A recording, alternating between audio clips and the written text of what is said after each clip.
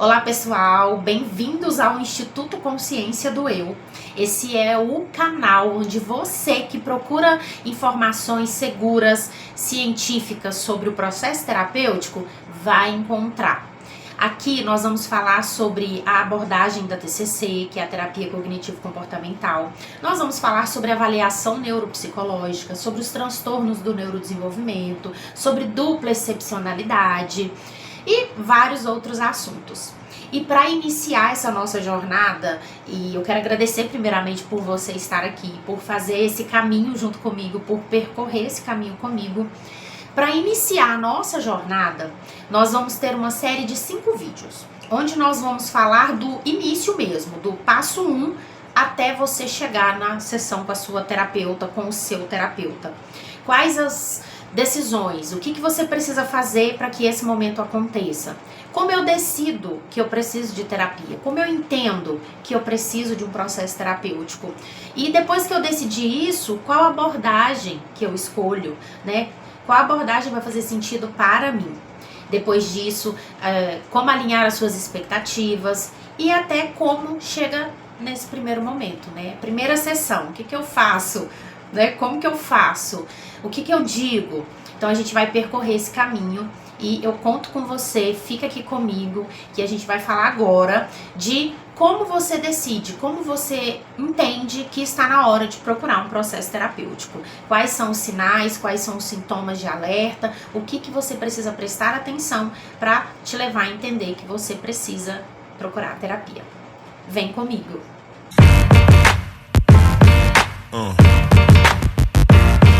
Yeah. Yeah. Então vamos lá? Como que você sabe que é a hora de procurar terapia? Vamos falar de sinais e sintomas persistentes. Nós vamos começar por aquele que é bem comum, a ansiedade. É normal que você tenha ansiedade. Vamos pensar que você nunca foi à praia. Então, o período que antecede essa viagem, naturalmente você vai ficar ansioso.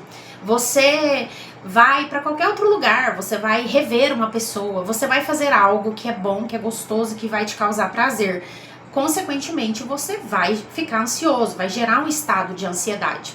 Porém, aquela ansiedade gostosa, aquela ansiedade de, nossa, uau, vou conhecer a praia, não é nada que paralisa. A questão é quando deixa de ser uma exceção e passa a ser uma regra. É uma ansiedade que te paralisa, você não consegue se organizar, sua produtividade cai, suas relações, né, interpessoais são afetadas. Aí sim você entende que é um sinal de que você precisa procurar ajuda. Qualquer outro sintoma, qualquer outra emoção que esteja em estado persistente, latente, prejudicando a sua vida, a irritabilidade, as suas relações estão sendo prejudicadas em decorrência dessa emoção que está em estado muito alterado, é um sinal de que você precisa procurar ajuda psicológica. Outro ponto a ser observado é o impacto que essas emoções estão causando na sua qualidade de vida. Ou seja, as emoções, elas interferem diretamente nas suas relações interpessoais, na sua relação com você mesmo. Então é importante observar o quanto essas relações estão interferindo no seu trabalho, na sua produtividade, na sua relação com os seus familiares, na sua relação com os seus parceiros. Então é importante perceber o quanto de prejuízo efetivo você já está tendo. Por exemplo, é natural que quando a persistência da tristeza, por exemplo, do estado depressivo ele acontece, é natural que se procure o isolamento social, né? As pessoas não querem contato. Então esse é um sintoma que você deve perceber. Muito isolamento social, dificuldade nas relações interpessoais, não consegue se comunicar com clareza, não consegue expor as questões que te machucam, não consegue. Então é necessário que você tenha um olhar atento para o impacto dessas emoções na sua qualidade de vida. Bom, toda doença, ela é de fundo emocional, e aqui não seria diferente, toda doença no corpo físico. As suas emoções dão sinais, você começa com uma fadiga, um cansaço, isolamento, uma tristeza, ansiedade, uma angústia, pode perceber, é sempre emocional. Porém, ela vai chegar em um momento onde ela vai dar sinais no corpo físico. Você vai sentir apatia, não vai querer se envolver com as pessoas, assim, o isolamento vai se tornar muito mais frequente e você vai ter aqui sintomas como dores de cabeça, problemas estomacais que geralmente não tem uma causa, o médico não consegue encontrar uma causa. Então, você começa a ter sensações no seu corpo mesmo. Vamos falar sobre os sintomas físicos e no corpo? Toda doença, ela tem fundo emocional, ela começa nas suas emoções. Isso foi o que a gente falou nos 2 pontos anteriores. Isolamento social, uma tristeza persistente, ansiedade persistente, são emoções, estão acontecendo no seu corpo, internamente. Porém, ela vai sair do interno e ela vai se exteriorizar. Como? Você vai adoecer, o seu corpo vai trazer a manifestação dessa doença. Como? No caso da tristeza, das questões emocionais propriamente dita, a gente está falando de dores de cabeça, insônia persistente, mal-estares gástricos que não tem uma causa.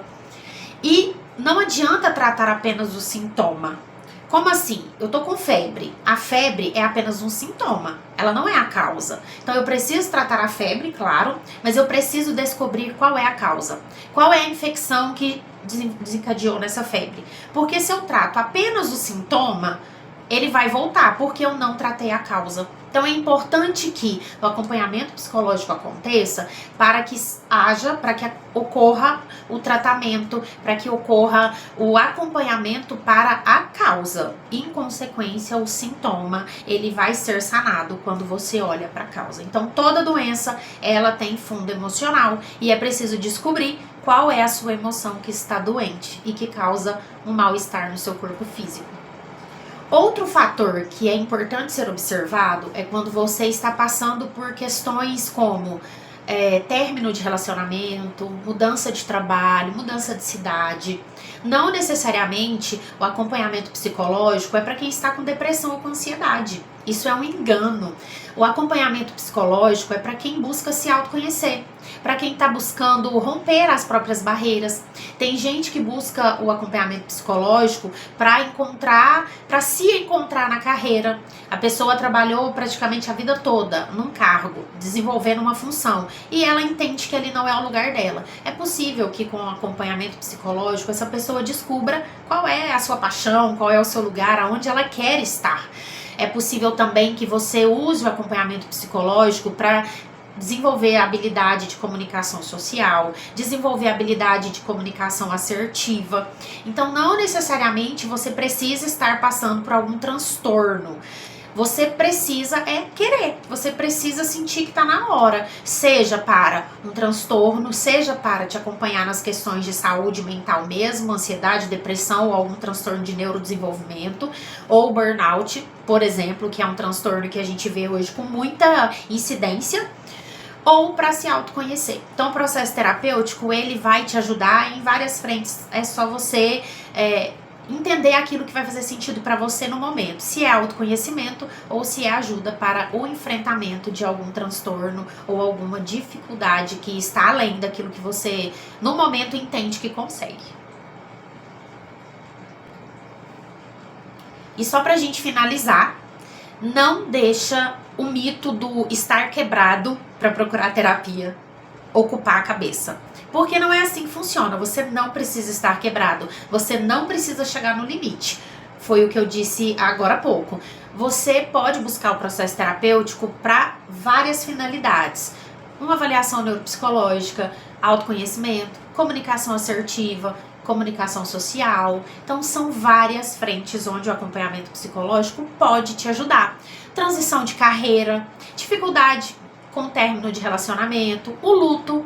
Ou seja, a psicologia, ela tem muitos braços e ela pode te abraçar. Você precisa apenas entender qual é o seu momento. Dentro desses pontos que foi abordado aqui, o que acontece com você nesse momento? Você passa por algum transtorno, você está com dificuldade com o fim de um relacionamento, você está com dificuldade na transição de carreira, você tem dificuldade nas comunicações e nas interações sociais. O que é que para você nesse momento faz sentido? É apenas isso que você precisa entender. Esse é o nosso primeiro conteúdo. Nós abordamos aqui cinco tópicos que vão te ajudar, te orientar a entender qual é o momento, qual é o ponto de decisão para procurar um acompanhamento psicológico.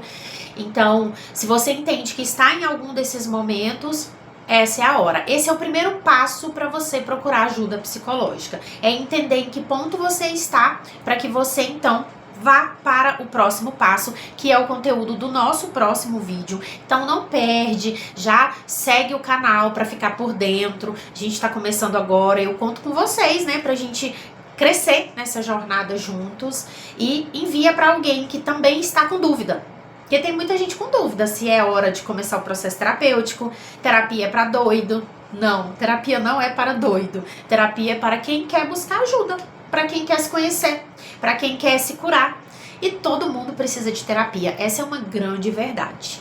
Todo mundo tem suas dores, todo mundo tem seus traumas, suas feridas, suas angústias. Então a terapia, ela é para todo mundo. E é preciso quebrar a barreira, né? Muito preconceito com relação ao acompanhamento psicológico, como se ele realmente fosse um acompanhamento apenas para doido. Se a gente quebra a perna, nós não temos dificuldade nenhuma, nós não hesitamos em procurar um médico. Se a gente machuca qualquer coisa, se a gente tem uma dor no estômago, por que quando as nossas emoções estão machucadas, a gente tem tanta dificuldade em procurar ajuda? Então, essa é a primeira barreira que precisa ser quebrada, esse é o primeiro mito que precisa ser desmistificado. Terapia não é coisa de doido. Eu te espero no próximo vídeo e envie esse vídeo para quem ainda está em dúvida. E se você está em dúvida, eu tenho certeza que agora você não está mais. Até lá!